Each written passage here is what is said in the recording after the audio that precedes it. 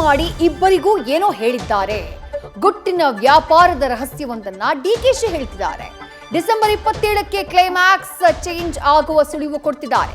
ಇದಕ್ಕೆ ಸಿಎಂ ಕೆರಳಿದ ಸಿಂಹದಂತಾದ್ರೆ ಡೆಲ್ಲಿ ಅಂಗಳದ ಮ್ಯಾಚ್ಗೆ ಸಾಹುಕಾರ್ head tail toss commentary ಕೊಟ್ಟರು.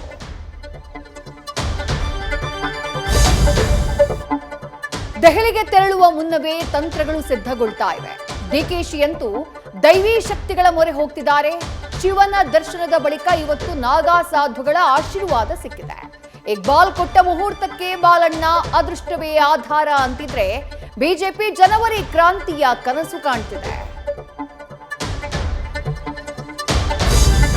ಜುಲೈ 15 ರಾತ್ರಿ ತನ್ನ ಮನೆ ಎದುರೇ ರೌಡಿ ಶೀಟರ್ ಬೆಕ್ಲು ಶಿವ ಬರ್ಬರವಾಗಿ ಹತ್ಯೆಯಾಗಿದ್ದ. ಈಗ ಅದೇ ಪ್ರಕರಣ ಶಾಸಕರಿಗೆ ಸಂಕಟ ಸುತ್ತಿಕೊಳ್ತಾ ಇದೆ. ಭೈರತಿ ಬಸವರಾಜ್ ಬಂಧನಕ್ಕೆ ವಿಶೇಷ ತಂಡ ರಚನೆಯಾಗಿದೆ.